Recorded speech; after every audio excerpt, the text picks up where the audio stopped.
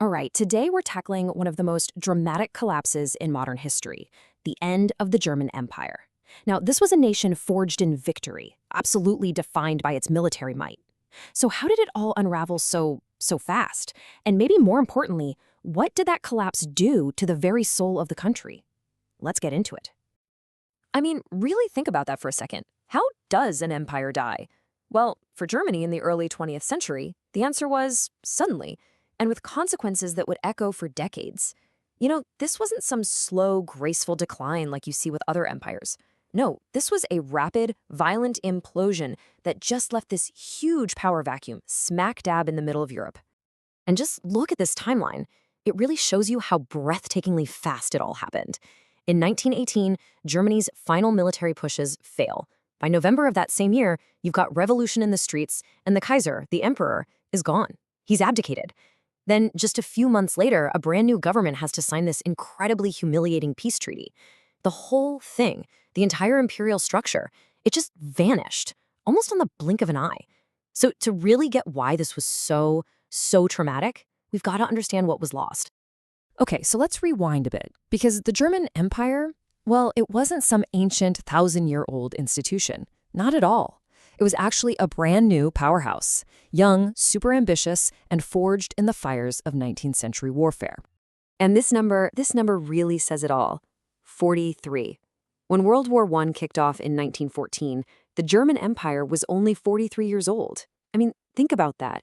It was a nation literally younger than many of the soldiers fighting in its armies. And that kind of youthful insecurity, it fueled this incredibly powerful, almost desperate sense of national pride. And you know what? They had every reason to be proud. The German-speaking world had given us some of the most influential thinkers, composers, and scientists in human history. We're talking about giants like Beethoven, Marx, Nietzsche, the list goes on. This amazing cultural and intellectual heritage was a huge part of their identity, this idea of being a land of poets and thinkers.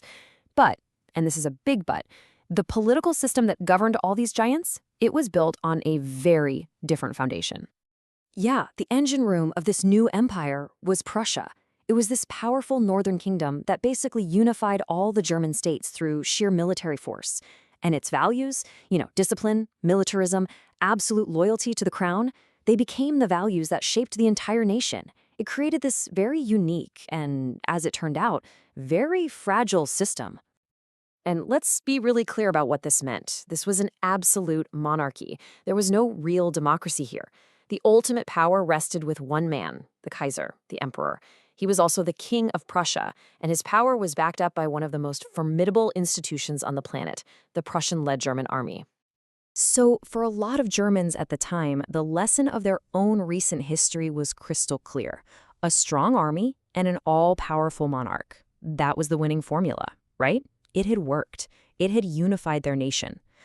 But the Great War, World War I, was about to put that entire belief system to the ultimate test. See, the First World War was supposed to be the empire's greatest moment, its ultimate validation on the world stage. Instead, it became the breaking point. It completely shattered the very foundation of German identity, which was built on this promise of inevitable victory. And by 1918, that old Prussian formula had just utterly failed. On the battlefield, the final offensives completely collapsed. The arrival of fresh American troops pretty much sealed Germany's fate. And back home, things were falling apart. Inspired by what happened in Russia, sailors were mutinying, workers were on strike. The state was basically collapsing from the inside out. Now, for a nation that had never, ever seriously conceived of defeat, this new reality was just impossible for many people to accept.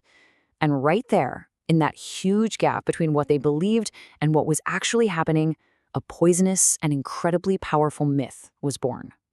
I mean, it's hard to overstate the whiplash here. Literally overnight, Germany goes from being this authoritarian empire run by generals and a Kaiser to a democratic republic run by civilian politicians. And here's the crucial part.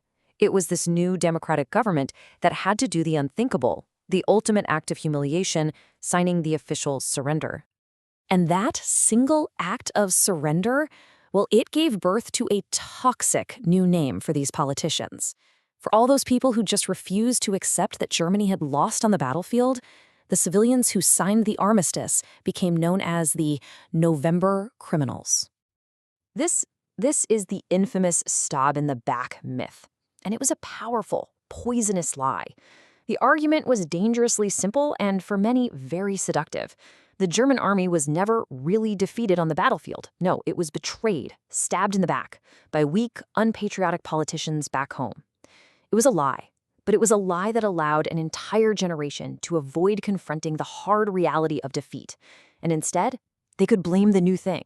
They could blame the very idea of democracy for their country's failure. Which brings us back to that big question, doesn't it? Can a nation built entirely on the idea of victory survive a crushing defeat? For the German Empire, whose whole identity was wrapped up in strength, authority, and winning, the answer was a clear no. The shock of losing didn't just end a war for them, it destroyed their entire world. And tragically, it paved the way for an even darker chapter to come.